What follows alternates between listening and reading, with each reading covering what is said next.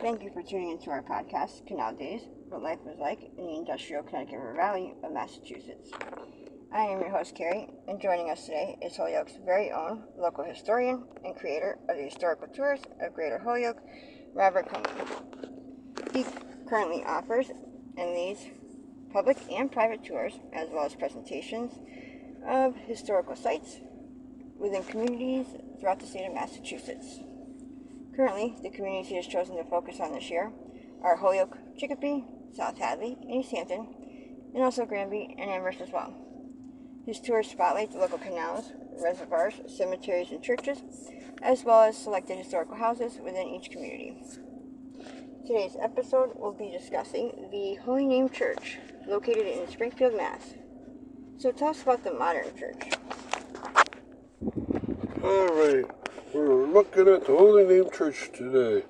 And, well, the modern church is very modern. So it replaced an older church, probably from about 1910, an older church. The modern church is at the corner, and it's at 323 Dickinson Street.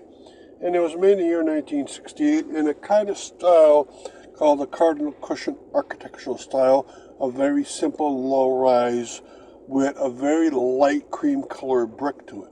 Very well used or heavily used by the Catholic architectural designers around Massachusetts.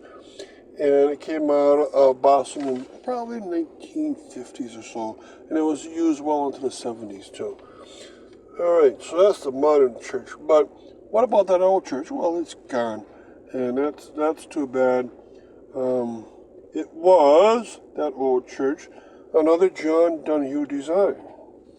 Alright, and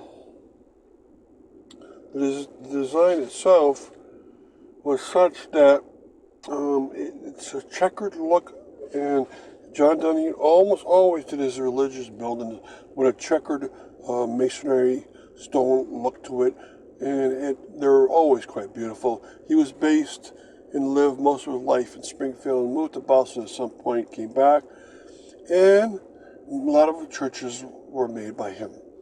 And around Springfield there's quite a few, and they're quite easy to identify. All that's left of that old-time church is the courtyard in back, which have a lot of statues which were from that old church and now are towards the back. And tell us about the schools. Alright, the school situation is this. The Holy Name School is at 323 Dickinson Street, and the old one is from 1910. It has a cornerstone embedded in it, says 1909. It's finished in 1910. Now, there's another school there made because they kept expanding the grades upwards, and that school is at 37 Alderman Street, and that was made in 1924. So it has two schools. You can walk right between them. I would guess there's only a dozen feet between the two, and they're both still there and they're still used. One is used by the Springfield Public Schools, called the Dickinson School, and it's a school for students that need more structure to their schooling.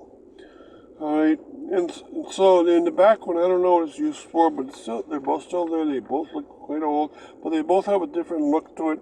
One has a gabled look with a dormer in front, and the other one has a flat roof look to it. And real quick, before we continue with the rest of our interview, just to fill our listeners in, for more information or to sign up for any of his various tours, you can check out his website at holyokecanaltour.org. And there you can find videos and podcasts of the stops along each of his tours, as well as photos and texts of the historical sites throughout as well. And for private tours and other inquiries, you can email him directly at bobcat4214, capital B, at yahoo.com. And his tours make for fun educational outdoor activities for families and group parties. Getting back to our interview, tell us about the rectory and convent. Okay, the Holy Name Rectory and Convent were made in the year 1910, the same as a church, and they're at the corner of Dickinson with Alderman Street, and they're actually hooked together. So if you go to that corner and you look at its the first building you meet on that corner, that is the rectory. Has a beautiful little quaint look to it, a nice wraparound porch, and a nice beige stucco. It's a Victorian, it might be called Queen Anne, I would guess. Alright, now, attached to it, and the attachment is in the back middle of the two buildings, is what looks like almost like a craftsman style home. That's the convent for the nuns. Alright, it has a square look to it. It's not probably officially craftsman, but it has that kind of look to it. It also is the same color, stucco with brown trim and a light brown roof to it. And they're attached towards the back, like I mentioned. And the back almost looks like it wants to be a Tudor revival attachment. So the architectural styles are difficult to pinpoint, to say the least. Now, these two have been the rectory and convent for a long time. There's no need for the convent anymore, so it probably functions as a church office now for the church itself. And it makes for a nice little campus here. And what is the overall feel of the campus? Okay, now the feel of the campus is quite important, and how it all fit together and how it seems spiritually. Right, there's one more component I want to talk about, and that's the Holy Name Social Center. That's in the very back of everything. That's at 49 Alderman Street, and that was from the year 1951. All right, so you have two schools, a rectory, a convent, modern church, and a social center, all in this area. Now, you get the feeling that they've all squished together a little too tightly. Convent and rectory are usually never attach each other tight.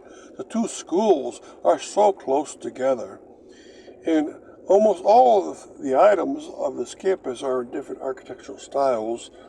And in modern look, you have the modern church flat, and in the back a social center that is obviously fairly new, only 70 years old. But in the front, you have these old buildings.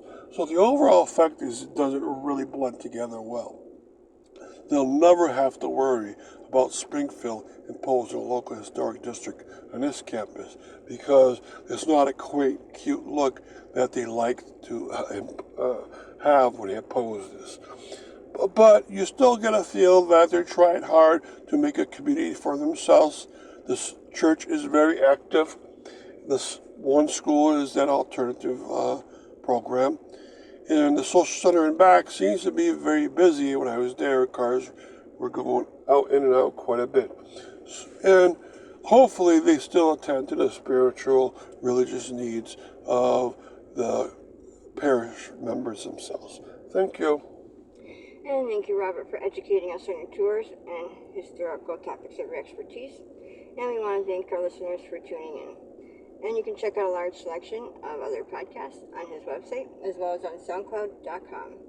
And be sure to stay up to date with new videos and podcasts posted daily. Thank you, and hope you join us again.